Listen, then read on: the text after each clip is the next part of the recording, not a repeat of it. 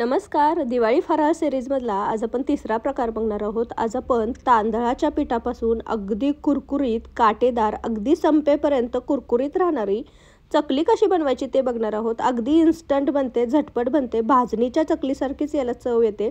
तुम्ही पाहू शकता याला किती सुंदर असे काटे आलेले आहेत. अगदी गोल गरगरीत झालेली आहे आणि मी तुम्हाला ही तोडूनही दाखवते. अजिबातही ही चकली तेल पीत नाही, तेलकट होत नाही. तर ही चकली तुम्ही ही अगदी पहिल्या प्रयत्नामध्ये परफेक्टच बनवू शकता. तुम्ही बघू शकता माझ्या हाताला अजिबातही तेल लागलेलं नाही आहे.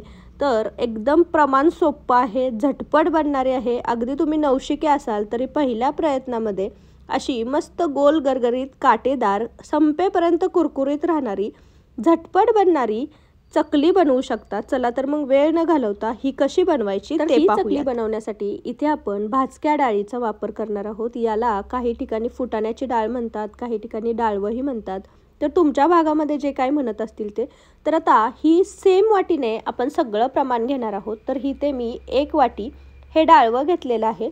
तर हे डाळवं व्यवस्थित स्वच्छ करून घ्यायचं.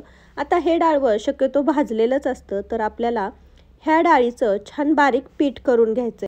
तर मिक्सर जारमध्ये आपण हे डाळ घालून घेणार आहोत आणि छान ही 2 ते 3 मिनटं फिरवून याचं छान बारीक असं पीठ करून घेणार आहोत. तर तुम्ही पाहू शकता मी ते तुम्हाला दाखवते. 1-2 मिनिट फिरवल्यानंतर याचं छान अशी पावडर तयार झालेली आहे. तुम्हाला जर असं वाटत असेल की ही थोडीशी दरदरीत आहे तर तुम्ही ही चाळूनही घेऊ शकता किंवा थोडीशी जास्त फिरवले की याची छान मऊसूद अशी पावडर तयार होते. तर आता ही पावडर आपली तयार झालेली आहे. तर या पावडरचा वापर करून, या डाळीच्या पिठाचा वापर करून आज आपण चकली बनवणार आहोत. तर आता हे 1 वाटी डाळीचं पीठ आपण एका भांड्यात काढून घेतलं. आता सेम वाटीने आपण 2 वाटी तांदळाची पिठी वापरणार आहोत. जर तुमच्याकडे मेजरमेंट कप असतील तर तुम्ही मेजरमेंट कपचा वापर करू शकता किंवा घरातल्या कोणत्याही अशा एखाद्या वाटीचा किंवा ग्लासचा वापर करू शकता. फक्त लक्षात ठेवायचं जे कोणतं भांडं वापराल त्यानेच सगळी मेजरमेंट पुढची घ्यायची. तर इथे मी 1 वाटी डाळव्याच्या पिठासाठी, भाजक्या डाळीच्या पिठासाठी 2 वाटी तांदळाची पिठी घेणार आहे. तर इथे आपण 2 वाटी तांदळाची पिठी घेतलेली आहे. आता थोडक्यात सांगते ही तांदळाची पिठी मी कशी बनवली. तर तुमचा कोणताही घरगुती जो तांदूळ असेल किंवा कोणता रेशनिंगचा तांदूळ असेल तो स्वच्छ धुवून घ्यायचा. आता तो स्वच्छ धुवून घेतल्यावरती थोडा वेळ तो चाळणीवरती निथळायला ठेवायचा. त्यानंतर एखाद्या सुती कापडावरती पसरून तो आपण वाळवून घेणार आहोत. तुम्ही फॅन खाली 1-2 तास छान तो वाळवून घेऊ शकता किंवा रात्रभरही तुम्ही पसरून ठेवू शकता. फक्त हा तांदूळ उन्हामध्ये वाळवायचा नाही, सावलीमध्येच हा सुकवून घ्यायचा आहे.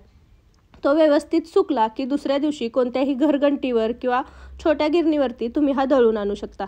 तर ही मस्त अशी ही त्याची पिठी तयार होते. आता अशीच पिठी बाजारामध्ये डायरेक्टली उपलब्ध आहे, विकतही मिळते. तर तुम्ही डायरेक्टली विकत तांदळाची पिठी आणली तरीही चालेल.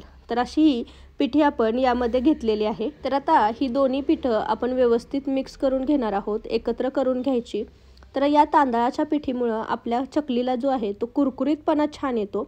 आणि तुम्ही जर भाजणीची चकली करत असाल तर त्यातही तुम्ही सेमच तांदळाची पिठी बनवून आणता. त्यामुळे भाजणीच्या चकलीपेक्षा यामध्ये वेगळं अशी काही चव येत नाही. आता यामध्ये चवीनुसार आपण मीठ घालणार आहोत. इथे मी अर्धा ते पाऊण चमचा मीठ घातलेलं आहे. आता यामध्ये छोटे चमचे 2 मी हळद घातलेली आहे. म्हणजे जो आपला पोहे खायचा चमचा असतो तो अर्धा चमचा मी इथे हळद घातलेली आहे. 1 छोटा चमचा मी इथे घरगुती मसाला घातलेला आहे. तुमचा जो कोणता घरगुती मसाला असेल तो तुम्ही तिखटासाठी वापरू शकता. 1 चमचा इथे मी काश्मीरी लाल मिर्च पावडर वापरलेली आहे. तर तुमच्या तिखटानुसार तुम्ही हे तिखटपणा कमी जास्त करू शकता. यामध्ये तुम्ही धने जिरे पूड आणि थोडासा गरम मसालाही घालू शकता. आता इथे मी 2 ते 3 चमचे पांढरे तीळ घालते आहे. पांढरे तीळ थोडेसे कमी जास्त झाले तरीही चालतात. चकलीमध्ये ते खूप सुंदर दिसतात. त्याने आपल्या चकलीला छान टेक्स्चरही येतं आणि त्याने चकलीची चवही छान सुधारते. तर इथे पांढरे तीळ वापरलेत. आता अर्धा ते पाऊण चमचा मी इथे ओवा घेतलेला आहे. ओवा छान व्यवस्थित हातावरती चुरगुळून घ्यायचा. त्यामुळे याचा सुगंध आहे तो अजून पसरतो आणि हाही ओवा आपण यामध्ये घालून घेतलेला आहे. आता इथे मी साधारण पोहे खायचे 3 ते 4 चमचे तेल घेतलेलं आहे. ते छान कडकडीत गरम करून घेतलेलं आहे. कडकडीत तेलाचं मोहन घेतलेलं आहे. आपण साधारण 3 वाटी सगळं मिळून पीठ घेतलेलं, त्यासाठी 3 ते 3.5 चमचे मी इथं तेलाचं मोहन केलेलं आहे. कडकडीत गरम करून तेल घेतलेलं आहे ते आपण यावरती टाकून घेतलं आणि आता तेल गरम आहे त्यामुळे चमच्याच्या साहाय्याने आधी आपण हे सगळं व्यवस्थित मिक्स करून घेणार आहोत. एकत्रित करून घ्यायचं आणि जसं जसं थोडंसं थंड वाटायला लागलं की की आपण हे सगळं पीठ जे आहे ते हाताने व्यवस्थित मिक्स करून घेणार आहोत। सगळ्या पिठाला आपल्या तेलाचं मोहन व्यवस्थित लागलं गेलं पाहिजे। हाताने व्यवस्थित चोळून आपण ही सगळी पिठं एकत्र करणार आहोत। तर तुम्ही पाहू शकता मी दोन्ही हाताने छान चोळूनही हे पीठ एकत्र करून घेणार आहे। जेवढी तुम्ही हे मोहन जे तेलाचं आहे ते ह्या पिठामध्ये व्यवस्थित मिक्स कराल तेवढी आपली छान चकली कुरकुरीत होते आणि आपल्या चकलीचं जे तेल पिते ती कमी पिते आणि ती तेलातही विरघळत नाही। त्यामुळे तेलाचं जे मोहन आहे ते व्यवस्थित लावून घ्यायचं।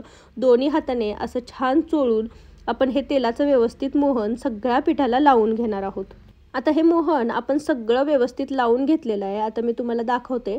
याची जर आपण अशी पीठ सगळं व्यवस्थित मिक्स करून हाताने मूठ करून घेतली तर याची असे छान मुटके तयार होत आहेत। म्हणजे आपलं मोहन जे आहे ते व्यवस्थित योग्य प्रमाणात केलेलं होतं आणि ते लागलेलंही व्यवस्थित आहे। तर आता हे आपलं सगळं छान पीठ तयार झालेलं आहे। तर एका बाजूला मी छान पाणी कडकडीत गरम करायला ठेवलेलं होतं। आपण इथे उकड काढून न घेता आपण गरम पाण्यानेच हे पीठ छान मळून घेणार आहोत। त्यामुळे आपलं पीठही छान सॉफ्ट होणार आहे आणि उकड काढायची जी झंझट असते ती आपली कमी होऊन जाणार आहे। तर आता इथे मी एका वाटीमध्ये हे गरम पाणी घेते आणि हे एक वाटीभर पाणी आधी आपण यामध्ये घालणार आहोत। आता तांदूळ किती जुना आहे किती नवीन आहे त्यानुसार यामध्ये पाणी कमी जास्त होऊ शकतं। त्यामुळे पाणी अगदी हळूहळू बेतानेच ओतायचं। एकदम जर ओतलं तर आपलं पीठ मऊसूद होऊ शकतं, लूज पडू शकतं। तर आता पाणी गरम होतं त्यामुळे चमच्याच्या साहाय्याने आधी आपण हे व्यवस्थित मिक्स करून घेतलं आणि नंतर थोडंसं गार झाल्यानंतर थंड झाल्यानंतर आपण हे जे आहे ते हाताने मळून घेणार आहे। तर इथे आपण पाण्याचा मी एक्झॅक्ट अंदाजा तुम्हाला पीठ मळल्यानंतर सांगते की मला किती वाटी पाणी लागलं। तर आता इथे परत मी 1 वाटी पाणी घेतलेलं आहे आणि यातलं हे सगळं पाणी ओतून घेतलेलं आहे आणि व्यवस्थित पुन्हा एकदा चमच्याच्या साहाय्याने मिक्स केलेलं आहे। तर आता एवढ्या पाण्यातच माझं हे पीठ छान मळलं गेलेलं आहे। मला इथे 2 वाटीच पाणी लागलं।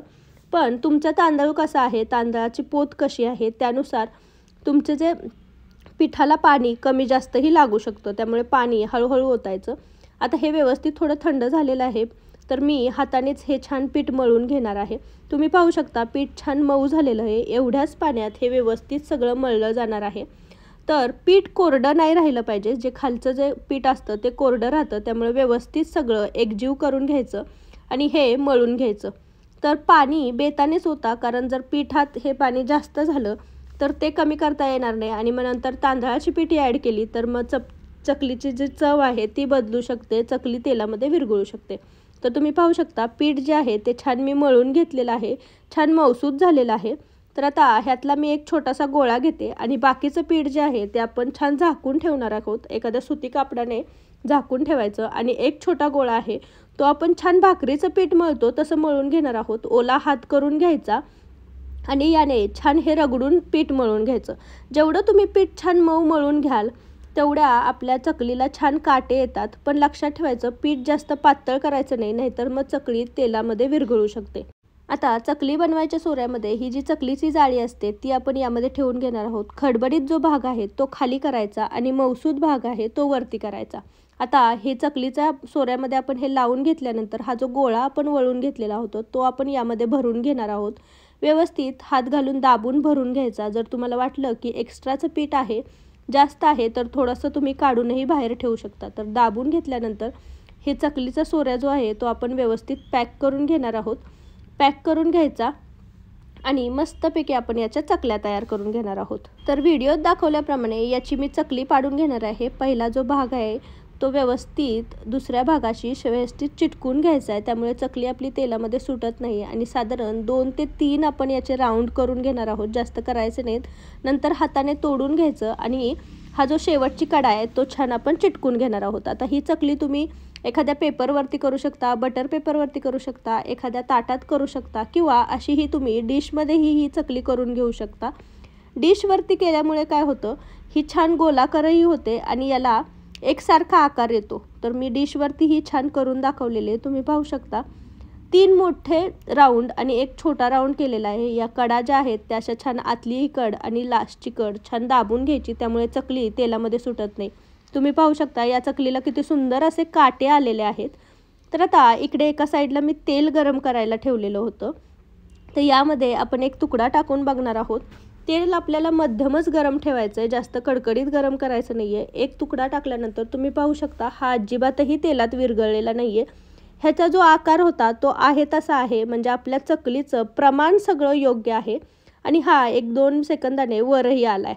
तर आपली चकली अशाच तेलामध्ये आपण तळून घेणार आहोत. तर आता यामध्ये 2 चकल्या मी सोडून घेणार आहे. तुम्ही पाहू शकता चकली सोडल्यानंतर पहिल्यांदा बुडबुडे येतात. तर आपल्याला अजिबातही चकली हलवायची नाही आहे, हे बुडबुडे असेच येऊन द्यायचे. चकली पहिल्यांदा तळाला राहते आणि जशी जशी ती हलकी होते तशी तशी तुम्ही पाहू शकता की ती हळूहळू तेलावरती येईल. तर याला मी अजिबातही झाऱ्या लावलेला नाही आहे, हलवलेलं नाही आहे. जशी जशी चकलीचे बुडबुडे कमी होतील तशी तशी ती हळूहळू ती तेलावरती तरंगायला लागते. तुम्ही पाहू शकता जी पहिली चकली टाकली ती आता हळूहळू तेलावरती वर आलेली आहे. तर यावेळी ह्या स्टेजला आपण ही चकली जी आहे ती थोडीशी हलवून घेणार आहोत आणि 1-2 सेकंदाने पुन्हा आपण पलटी करून घेणार आहोत. चकली तळायची प्रोसेस अगदी सोपी असते. चकलीला फक्त आलटी-पलटी करायचं असतं. चकली तळण्यासाठी अजिबात टेन्शन घ्यायचं नाही की किती वेळ लागेल किंवा ते काय. चकली आपोआप तळली जाते आणि चकली तळली गेली की यावरचे सगळे बुडबुडे कमी होतात आणि बुडबुडे कमी झाले की लक्षात घ्यायचं आपली चकली छान तळली गेलेली आहे. तर ती फक्त आलटी-पलटी करून आपण दोन्ही साईडने व्यवस्थित तळून घेणार आहोत. तुम्ही पाहू शकता याचे बुडबुडे जे आहेत ते व्यवस्थित कमी झालेले आहेत आणि याचा कलरही आता छान यायला लागलेला आहे. तर आपली चकली जी आहे ती छान तळली गेलेली आहे. ही आता थोडी कडकही झालेली आहे. तर तुम्ही बघू शकता आता हे तेलाचे जे बुडबुडे आहेत ते बऱ्यापैकी कमी झालेत आणि चकली आता हळूहळू तळाशी जाऊ लागलेली आहे. तर आपली चकली छान तळली गेलेली आहे. यातलं सगळं तेल असं निथळून घ्यायचं आणि ही चकली आपण काढून एखाद्या भांड्यात ठेवणार आहोत. तर अशाच प्रकारे आपण सगळ्या चकल्या तळून घेणार आहोत. तर मस्त इथे आपल्या सगळ्या चकल्या छान तळून झालेल्या आहेत. किती सुंदर असा याला रंग आलेला आहे. गोलाकार अशा ह्या झालेल्या आहेत. तिळामुळे याला खूप सुंदर असं टेक्स्चरही आलेलं आहे. तुम्ही पाहू शकता याला किती सुंदर असे काटे आलेले आहेत. अगदी कुरकुरीत झालेले आहेत. तोडून दाखवते, अजिबातही त्याला तेल राहिलेलं नाही. या चकल्यांनी अजिबात तेल पिलेलं नाही आहे. प्रमाण जर योग्य असेल तर तुम्हीही अशा पटकन बनणाऱ्या चकल्या बनवू शकता. तर तुम्हीही अशी ही झटपट बनणारी भाजणीच्या चकलीच्या चवीची चकली घरी बनवून पहा. कशी झालेली मला कमेंटमध्ये सांगायला विसरू नका. रेसिपी जर आवडली असेल तर रेसिपीला एक लाईक नक्की करा आणि तुमच्या फॅमिली आणि फ्रेंड्ससोबत याची लिंक जास्तीत जास्त शेअर करा. तुम्ही जर माझ्या चॅनलवर नवीन असाल तर चॅनलला नक्की सबस्क्राईब करा आणि जवळचे बेल आयकॉनही दाबा. त्याने माझ्या चॅनलवरच्या नवीन नवीन रेसिपींचे नोटिफिकेशन तुम्हाला मिळत राहतील. तर पुन्हा भेटू अशीच एक रेसिपी घेऊन. तोपर्यंत थँक्यू आणि दिवाळीच्या खूप खूप शुभेच्छा.